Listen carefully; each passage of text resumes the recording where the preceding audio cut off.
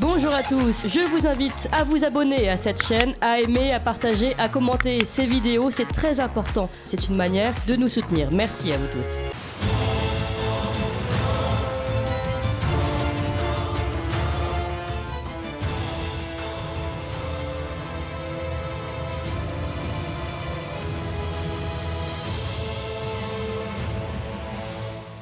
Et avant ça, on se tourne vers notre partenaire Régis Sommier, directeur de la rédaction d'Omerta. Bonjour. Bonjour. Alors on rappelle que vous êtes auteur de La vérité du terrain, récit d'un reporter de guerre aux éditions Bouquin et de Jusqu'au dernier Ukrainien, récit d'un reporter de guerre aux éditions Max Milo. Et d'abord, vous voulez parler de la dernière une d'Omerta, c'est ça? Non, je voulais juste annoncer qu'on vient de boucler là un numéro explosif, on va dire, puisque ça concentre beaucoup de thèmes qui vont agiter la rentrée, notamment avec toute la loi immigration qui a été longtemps repoussée. Nous, on a choisi d'aller sur les routes de l'immigration. On est allé en Tunisie, on est allé en Tchétchénie, on est allé partout où il y a, et on a remonté justement les filières. On a parlé absolument à tous les acteurs de ce phénomène qui bouleverse nos sociétés. C'est un numéro qui est très orienté reportage, très orienté aussi grand entretien, puisqu'on en a un avec Éric Zemmour et un autre avec Julien Drey, fondateur d'SOS Racisme, et qui nous explique un peu le cheminement de ce qu'il a pu vivre depuis l'époque Mitterrand.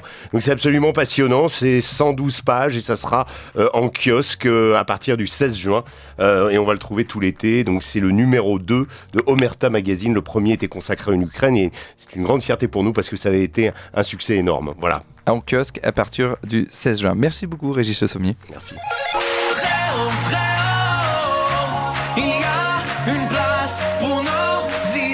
Vue de haut.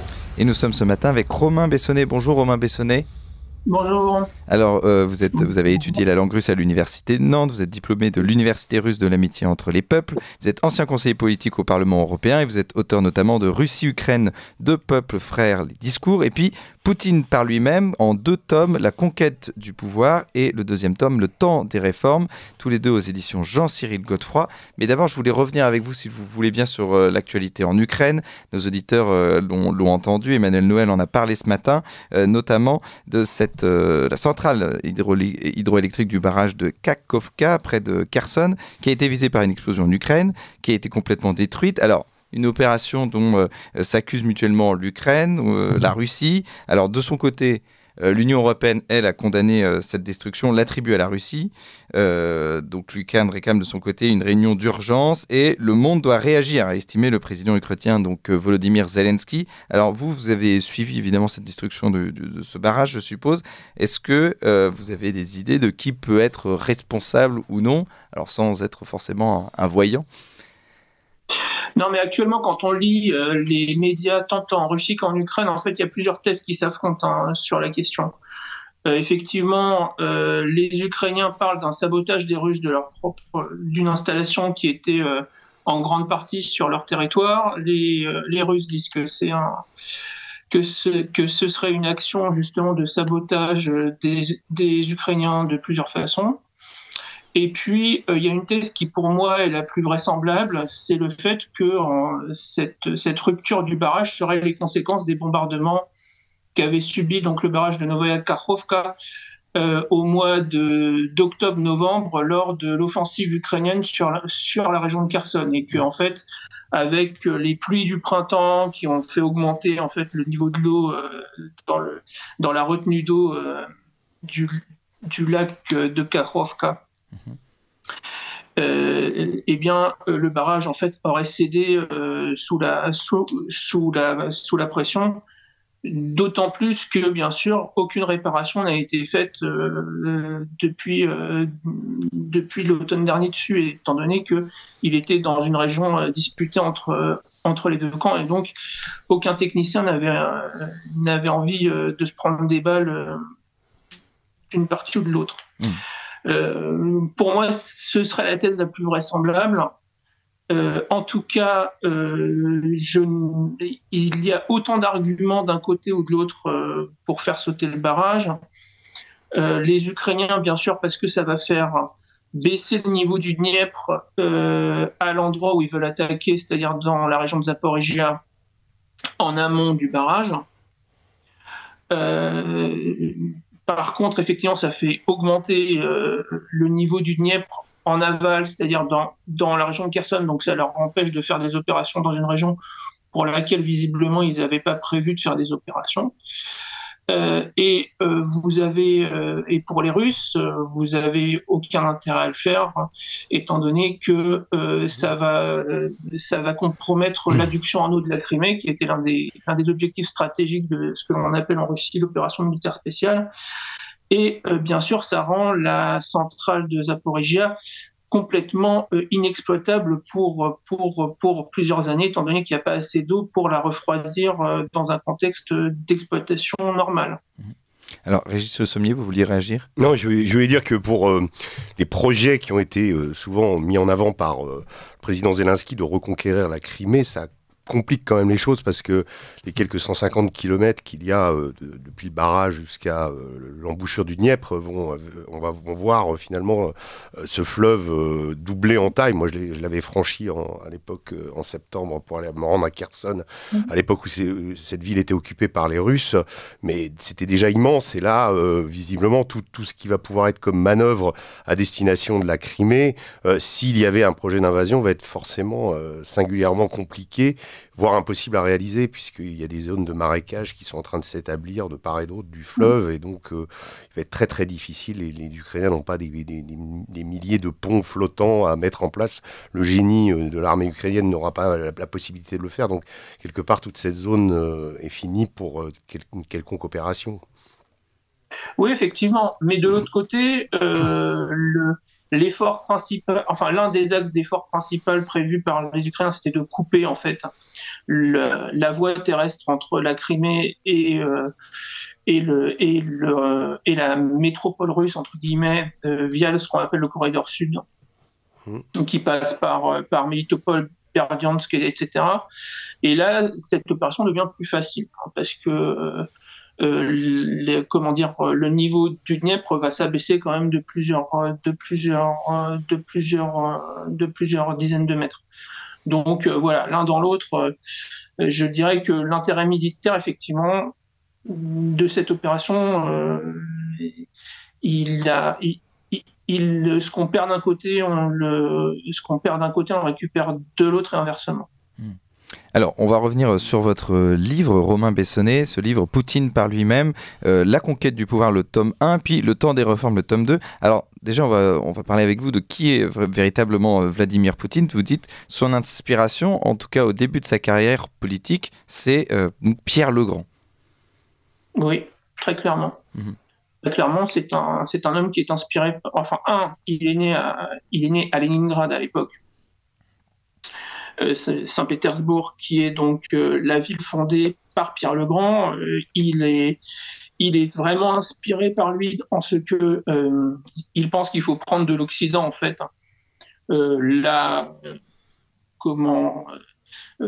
les pratiques administratives, mais aussi tout ce qui est la technologie et la régulation du marché, et tout en maintenant un mode de gouvernance, je dirais, autoritaire, plus conforme à ce que on pense être la pratique des Russes. Parce que justement, comment il est arrivé au pouvoir, Vladimir Poutine? On rappelle qu'il arrive donc après l'échec de l'URSS, il arrive après l'échec de Boris Eltsine, qui était complètement soumis aux oligarques. Lui, il a vu tout ça, et donc il arrive au pouvoir avec quelle idée et quelle vision de la Russie? Il arrive au pouvoir, alors, l'ascension de Vladimir Poutine au pouvoir central, elle commence dans l'année 97-98. À l'époque, il faut savoir que la Russie est dans un état relativement... elle est dans un état convalescent, mais ça va mieux. Poutine arrive, en fait, après avoir été battu aux élections municipales à Saint-Pétersbourg, et il est récupéré par Anatoly Choubaïs, qui est l'homme qui gère l'économie dans l'administration présidentielle de Boris Eltsine. et on va le mettre dans un poste purement administratif. Il est l'équivalent de secrétaire général adjoint de l'Élysée, mais chargé des questions administratives, c'est-à-dire il fait tourner la machine du Kremlin. Et ce jeune administrateur qui est très efficace va être remarqué par Valentin Yumashev, qui est donc le chef de l'administration présidentielle de Boris Eltsine, qui est un très proche de ce que l'on appelle la famille à l'époque. Et on va décider de le faire monter en grade dans l'administration. Et surtout, on va lui confier un poste important qui va être celui de directeur du FSB en 98. Ce poste va être fondamental dans son ascension politique, étant donné que c'est là qu'il va avoir ses premiers rôles publics. Et surtout, c'est à cette époque-là qu'il va se distinguer en fait du reste de l'administration de Boris Eltsine par un discours qui est plus nationaliste que celui du reste des hommes qui entourent la famille d'Eltsine. Et on va voir chez le bloc politique autour de Boris Eltsine va voir que ça marche. Et donc, on va mettre Vladimir Poutine sur la rampe de lancement pour devenir en fait l'héritier de Boris Eltsine, ce qui va être à partir du moment où il est nommé Premier ministre à l'été 99.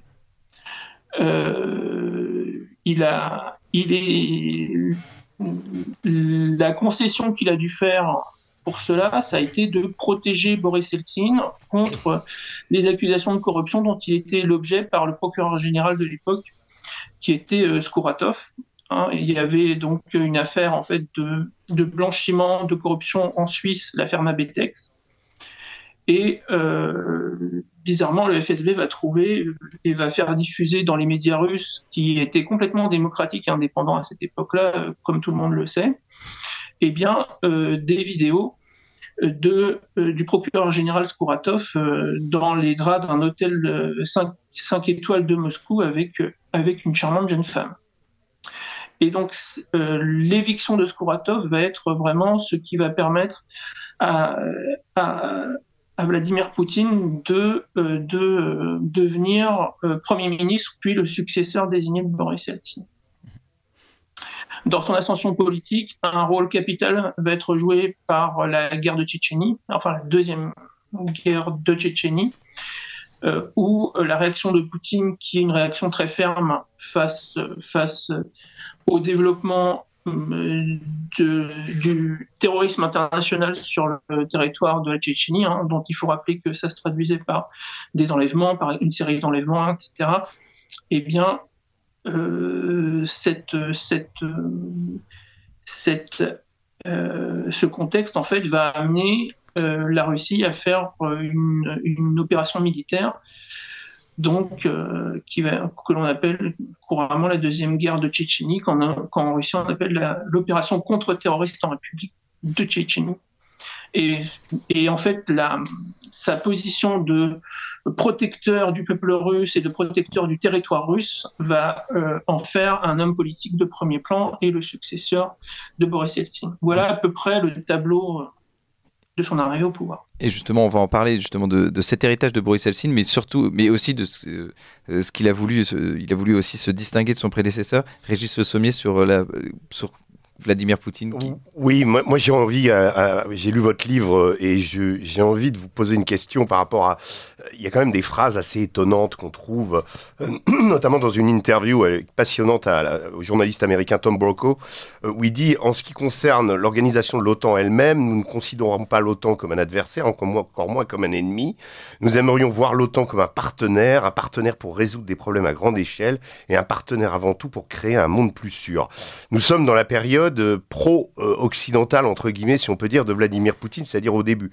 Est-ce que vous pensez qu'avec des déclarations comme celle-ci, et puis d'autres déclarations qui sont dans votre livre, il n'y a pas plutôt chez Poutine est-ce que c'est authentique? Est-ce qu'il veut vraiment séduire l'Occident? Est-ce qu'il veut vraiment redéfinir des traités de sécurité et assurer une collaboration entre les États-Unis et la Russie pour une gouvernance du monde, on va dire? Ou est-ce est-ce que finalement, c'est pas une période pour temporiser et ensuite finalement revenir à, c'est-à-dire c'est plus une période Pierre le Grand, mais ce sera plus Alexandre III ou plus la Russie qui se centre sur elle-même et qui joue sa propre carte. C'est ça que j'ai envie de vous demander, parce que c'est quand même très très étonnant de relire ces mots de Vladimir Poutine.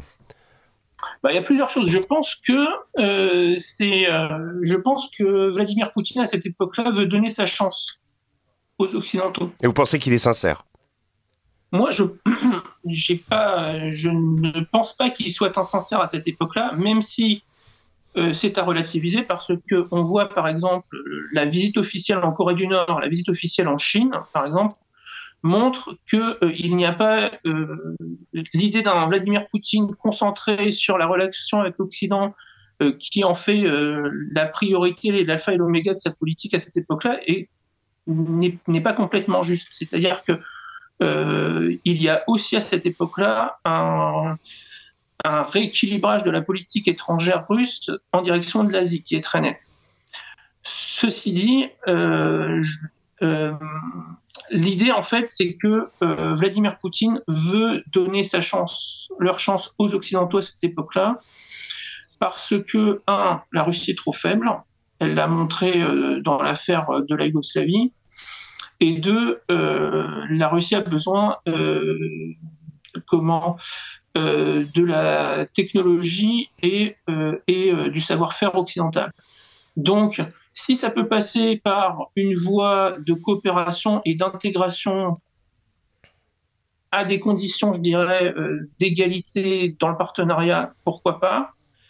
Et puis, sinon, on ira à la confrontation. Mais à l'époque, je pense que sa vision, en fait, d'une Russie intégrée à un nouvel ordre occidentale dans lequel elle aurait sa place à égalité avec les autres est une possibilité qui se laisse, oui, effectivement.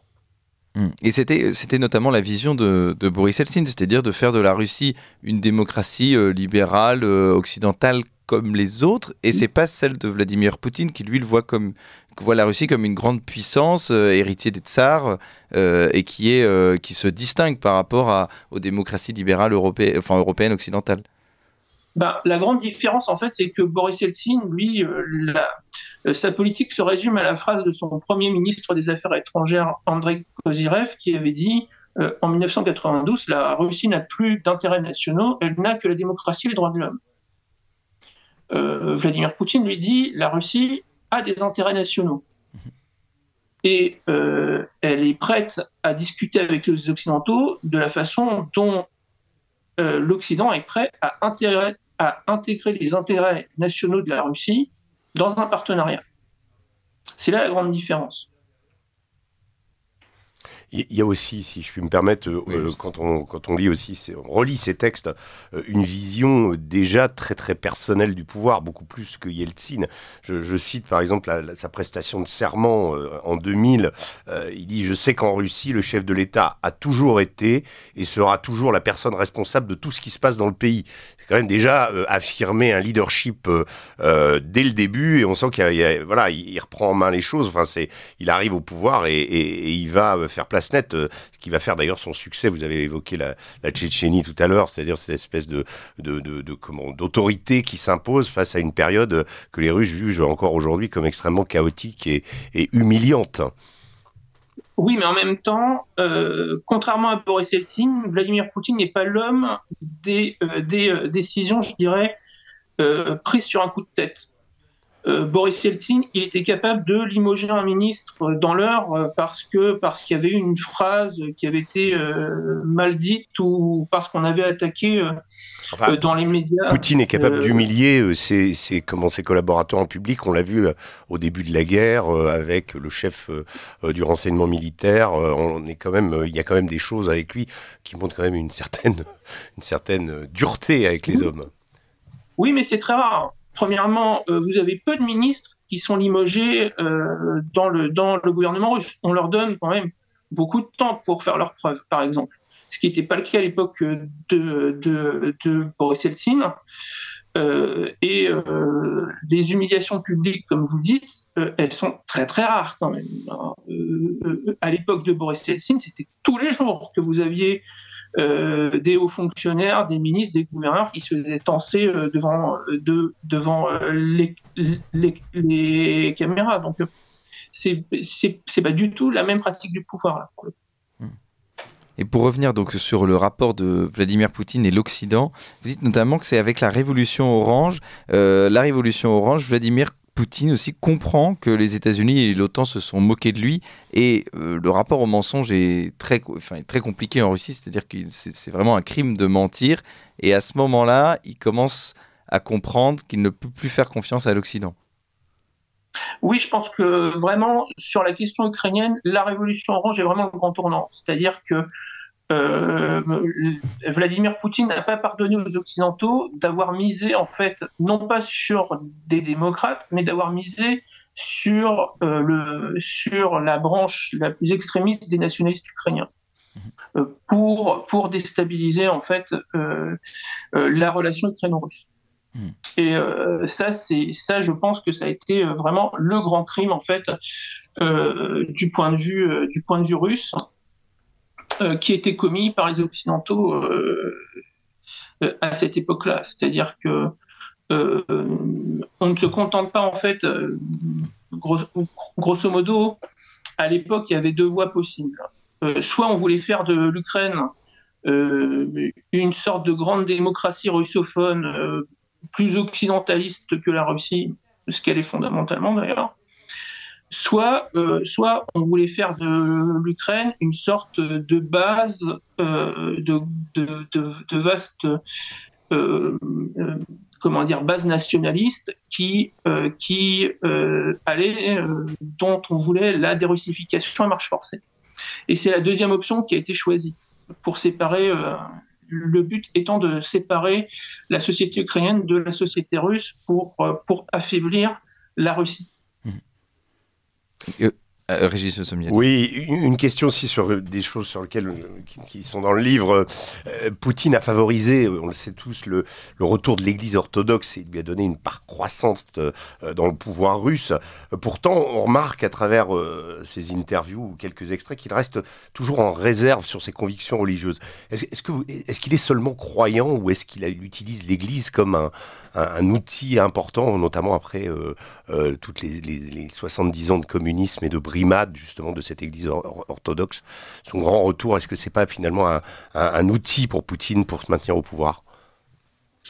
Il y a un peu des deux en fait. C'est-à-dire que premièrement, Poutine raconte dans de nombreuses interviews ça de façon effectivement, de façon très sobre, la façon dont il est revenu à la foi, notamment il raconte sa visite en Terre Sainte avec sa mère qui lui avait donné un crucifix à faire bénir, etc. Ça c'est un premier point. Et puis ça va être, mais Boris Yeltsin l'avait fait avant lui, hein. Ça va être un homme politique effectivement qui s'affiche, qui va publiquement dans les églises lors des grandes fêtes religieuses. Effectivement aussi, Vladimir Poutine, mais comme Boris Yeltsin avant lui, va utiliser l'Église orthodoxe pour stabiliser la société russe pour une bonne et simple raison, c'est que quand vous regardez les sondages d'opinion à l'époque, l'Église orthodoxe en fait est la seule institution dans laquelle les Russes ont confiance, à plus de 53%. Alors, toutes Romain les Bessonnet, institutions du pays sont en dessous. Romain Bessonnet, je suis obligé de vous couper parce qu'il est 9h pile, c'est l'heure du bulletin d'actualité d'Emmanuel Noël, et après on revient vers vous. Ligne droite. Très haut, il y a une place pour nos idées. Vue de haut. Et nous sommes toujours avec Romain Bessonnet pour son livre Poutine par lui-même aux éditions Jean-Cyril Godefroy. Et vous nous parliez de la confiance dans les institutions en Russie et dans la confiance des Russes avec l'institution de l'Église orthodoxe. Oui. Et d'ailleurs, ce qui est significatif, c'est de voir qu'avant le début de la guerre, c'était l'armée qui était devenue l'institution dans laquelle les Russes avaient le plus confiance. Donc, on va voir comment ça a évolué si les sondages sont repris à un moment donné. Voilà, effectivement, le pouvoir à toutes les époques, y compris d'ailleurs Staline pendant la guerre, ont utilisé l'autorité de l'Église pour mobiliser la population. C'est pas une affaire nouvelle et pour motiver le patriotisme russe. L'Église orthodoxe, elle a ce trait particulier que nous occidentaux on comprend pas toujours, c'est que elle est une sorte de dépositaire en fait de la permanence de l'État russe. Et surtout, elle est une sorte de dépositaire du patriotisme. C'est elle notamment, ce sont des clercs qui ont lancé la contre-offensive russe de Minine et Pojarski contre les Polonais au XVIIe siècle, par exemple. Et justement, à la différence de Pierre le Grand, parce qu'on en parlait tout à l'heure, lui, il ne va pas utiliser l'Église comme une administration, mais il va vraiment coopérer avec l'Église. C'est-à-dire que l'Église et le pouvoir sont deux sphères différentes qui ne cohabitent pas. En fait, ce sont deux sphères différentes qui coopèrent entre elles. C'est ce qu'on appelle, c'est la vieille théorie de la symphonie des pouvoirs qui date de l'Empire byzantin et effectivement l'État chez lui, l'Église est chez elle, mais les deux coopèrent et le pouvoir en fait donne à l'Église un certain nombre de privilèges, dirons-nous, et l'Église en fait fait en sorte de ne pas gêner l'État dans son action. Moi, j'ai envie de... Tout à l'heure, on a évoqué l'affaire de la destruction du barrage, donc période contemporaine de l'exercice du pouvoir de Vladimir Poutine, alors donc de cette guerre en Ukraine qui nous perturbe tous et dont on ne sait pas où elle va aller et si elle va s'aggraver encore. Moi, j'ai envie de vous demander, du point de vue de la personnalité, vous qui avez étudié ce Poutine des débuts au pouvoir, qu'est-ce qui a changé chez lui aujourd'hui, où il en est, qu'est-ce qui vous a le plus surpris en fait dans cette évolution? Comment on l'a caractérisé d'abord cette évolution de Poutine? Cette évolution, c'est d'abord le fait que le Vladimir Poutine de ses débuts était essentiellement concentré sur la question de la stabilisation de l'État et de l'économie.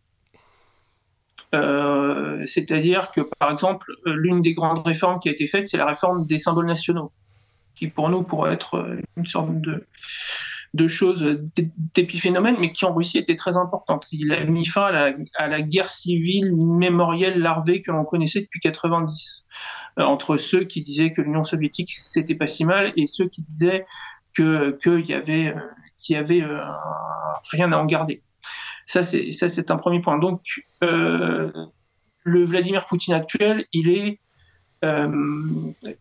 donc plus concentré, je dirais, sur les questions de géopolitique, de géostratégie, et surtout, il a l'ambition de faire de la Russie un acteur mondial, ce qu'il n'y avait pas à l'époque. À l'époque, l'idée, c'est que la Russie devait se reconstruire, devait se replier sur un espace défendable, et surtout éviter d'être pris dans les ballottements de la politique mondiale. Ça, par exemple, alors qu'aujourd'hui, la Russie joue un rôle considérable dans les affaires du monde. Par exemple, le rôle de la Russie dans les BRICS, par exemple, ne figurait pas. L'idée même que les BRICS existent n'existe pas dans la pensée du Vladimir Poutine de cette époque-là, par exemple. C'est ce Vladimir Poutine-là aussi qui va fermer un grand nombre de bases militaires hors de Russie. La base de Cam Ranh au Vietnam ou la base de Lourdes à Cuba vont être fermées par Vladimir Poutine en 2002. Je pense que le Vladimir Poutine d'aujourd'hui reprocherait à celui de cette époque d'avoir fait ça, par exemple. Très, très clairement. Parce que on était à des phases différentes et le jeune Poutine en fait était quelqu'un qui voulait surtout que la Russie tende la main, en fait a attendu une main tendue des Occidentaux, leur a tendu la main, et aujourd'hui on n'est plus dans la main tendue, on est clairement dans la confrontation avec cette idée que l'Occident est la Russie pour ce qu'elle est. chose qui n'était pas du tout présente dans le discours de cette époque-là, bien au contraire d'ailleurs. Quand on voit la relation entre Poutine et George Bush, des conférences de presse de ce ton-là actuellement seraient complètement impossibles. Alors, je voulais revenir avec vous. Vous avez expliqué donc il y avait un retour évidemment de l'identité russe, du patriotisme. Il y a aussi, il est assez proche, il est assez conservateur. Vladimir Poutine, il est assez proche de l'Église. Et aussi, vous avez dit, avant le début de la guerre, l'institution auquel les Russes avaient le plus confiance, c'était l'armée. Et donc, Poutine, au début de son mandat, a vraiment mis en avant la tradition de l'armée russe. Alors oui, et il y a aussi une chose qui, pour moi, qui explique un certain nombre de choses, le fait que la guerre s'étire en longueur, est chose qui est beaucoup reprochée d'ailleurs par beaucoup de Russes à Poutine, mais on ne comprend pas ce qui se passe actuellement dans la guerre si on ne lit pas, si on ne réécoute pas et on ne lit pas les discours que Vladimir Poutine a fait à l'époque de la tragédie du Koursk. Je pense que le Koursk a vraiment... donc c'est ce sous-marin qui a été dans des conditions pas complètement élucidées, qui s'est échoué en mer de Barents, et en fait le Koursk, donc les plusieurs centaines de marins qui sont morts à cette époque-là ont vraiment marqué le jeune Vladimir Poutine, qui a dû pour la première fois se confronter avec des familles très en colère. L'idée en fait que la vie des soldats doit être préservée le plus possible, par exemple, vient de cette époque-là, très clairement. Régis Le Sommier. Moi, je voulais vous poser quelques questions sur l'avenir de Vladimir Poutine et avec lui celui de la Russie. On a vu à la faveur de la guerre en Ukraine émerger des figures, notamment Yevgeny Prigojine avec ses Wagner à Bakhmout. On voit aussi beaucoup Dimitri Medvedev, qu'on avait un peu oublié, s'exprimer, d'ailleurs être beaucoup plus extrémiste que Poutine. On voit aussi Lavrov qui a toujours cette... Avant, on était habitué justement à ce duo Lavrov-Poutine. On voit aussi Maria Zakharova. Enfin, bref, il y a des figures qui émergent autour de lui. Dans l'organisation du pouvoir aujourd'hui, où en est Poutine, il y a beaucoup de flou là-dessus. Il y a évidemment des gens qui diront qu'il est affaibli, qu'il est depuis le début de la guerre. Et puis finalement, est-ce que il a toujours la main? Est-ce que et où va la Russie si la guerre s'arrête? Alors, premièrement, l'idée de Vladimir Poutine depuis qu'il est au pouvoir, c'est de n'exclure personne. C'est-à-dire que beaucoup de gens dans l'intelligentsia très nationaliste russe, les Alexandre Douguin et autres, vont lui reprocher d'avoir encore dans son entourage des libéraux pro-occidentaux, quelqu'un comme Madame Nabiulina, par exemple, la présidente de la Banque centrale russe, en font partie. Donc, l'idée, c'est de ne pas faire naître au sein du pouvoir russe l'équivalent de ce qui avait été Boris Yeltsin vis-à-vis de Gorbatchev, c'est-à-dire une personne aigrie au sein du pouvoir qui va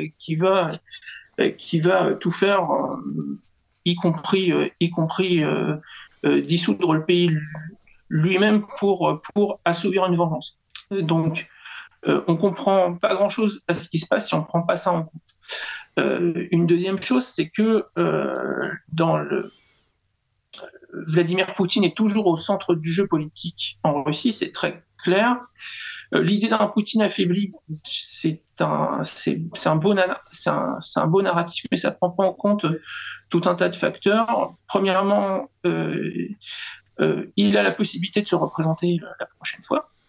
Donc, on a encore un flou sur qui sera son héritier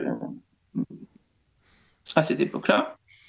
Et puis, on a aussi le fait que, pour moi, il y a beaucoup d'écrans de fumée actuellement entretenus par le pouvoir russe. C'est-à-dire que l'idée que l'on fait monter dans l'opinion publique des courants contradictoires pour, je dirais, brouiller les cartes, notamment vis-à-vis de l'extérieur, c'est une vieille pratique du pouvoir en Russie. Donc, moi, je me prends pas très au sérieux, par exemple, les déclarations de M. Prigojine et ses emportements, parce que je sais très bien que si il n'y a pas une sorte de feu orange du pouvoir, demain, M. Prigojine dort en prison. Voilà, très, très, très, très clairement, je pense que il y a assez dans sa comptabilité de choses pour l'envoyer à l'ombre plusieurs dizaines d'années. Donc, il y a, je pense, un flou entretenu en fait par Vladimir Poutine lui-même pour se maintenir au centre du jeu. Oui, c'est ça. Il peut élire des sénateurs à vie, notamment. Il aura une immunité pénale, donc il va toujours avoir une influence finalement sur le pouvoir russe. Ah, mais bien sûr, il sera sénateur à vie, déjà lui. Oui. Lui, il sera sénateur à vie, et là, il a la possibilité, effectivement, avant la fin de son mandat actuel, de nommer, je crois, 15 sénateurs à vie. Donc, qui seront vraiment des gens qui seront au centre du pouvoir, étant donné que depuis la réforme constitutionnelle dernière, le Sénat, en fait, a un droit de veto sur toutes les nominations dans l'appareil sécuritaire. Vous avez évoqué tout à l'heure la façon dont est né en politique Vladimir Poutine à travers l'administration Yeltsin, comment il a été plusieurs fois piloté, comment il a fait ses classes au FSB, etc. Est-ce que actuellement Vladimir Poutine prépare un héritier ? Est-ce qu'il y a quelqu'un qui apparaît, qui émerge un petit peu de toute cette nébuleuse, cette galaxie, russe du pouvoir, quelqu'un qui pourrait lui succéder ? Il y a un certain nombre de personnes que moi j'observe, et notamment en regardant la façon dont ils sont couverts par la presse d'État, notamment russe, dans la guerre. Il y a un certain nombre de personnalités, je pense qu'il faut garder à l'œil. Notamment quelqu'un comme Andrei Turchak, par exemple, qui est le secrétaire général de Russie Unie, qui est un sénateur de la région de Pskov et qui est très bien introduit dans tous les milieux militaires, étant donné qu'il a été gouverneur de cette région où il y a un complexe militaro-industriel important et surtout des grosses unités militaires. Et on voit que c'est quelqu'un qui a été mis en avant depuis le début de la guerre. On a aussi, bien sûr, Dmitri Medvedev, dont tout le monde pensait qu'il était un cadavre politique, et finalement, il fait partie de ceux dont la parole, quand même, est populaire au sein de la médiasphère russe. Donc, il pourrait peut-être organiser un retour, même si je pense que c'est plutôt Dmitri Medvedev étant l'éternel second. Je ne pense pas qu'il ait un avenir, mais en tout cas, les gens dans sa galaxie autour de lui, je pense, vont compter. Et puis, vous avez aussi des personnalités comme Vyacheslav Volodine, le président de la Douma, qui aussi est un personnage qui compte de plus en plus, en fait, dans la galaxie russe actuelle, surtout parce que depuis la réforme constitutionnelle, en fait, la Douma a un rôle plus important dans la nomination du Premier ministre. Donc, effectivement, Volodine va faire partie des gens qui vont participer à la nomination du successeur de M. Mishustin lorsqu'elle aura lieu. Donc, pour moi, voilà, il y a quelques personnalités comme ça que je regarde et qui surnagent en fait dans la politique russe actuelle. Mais je ne pense pas que, par exemple, un personnage sortira de l'administration présidentielle. C'est peu probable. Eh ben, on suivra ça avec vous, Romain Bessonnet. Merci. On rappelle que vous êtes diplômé de l'Université russe de l'amitié entre les peuples. Vous êtes ancien conseiller politique au Parlement européen. Vous êtes auteur de Russie, Ukraine, deux peuples frères, et de Poutine par lui-même, La conquête du pouvoir, le tome 1, et Le temps des réformes, tome 2, aux éditions Jean-Cyril Godefroy. Merci à vous, et merci à vous, Régis Le Sommier, directeur de la rédaction d'Omerta, et votre dernière une sur l'immigration, ça qui est disponible donc le 16 juin. Le 16 juin en prochain. Kiosque, dans tous les kiosques. Voilà. Merci à tous les deux.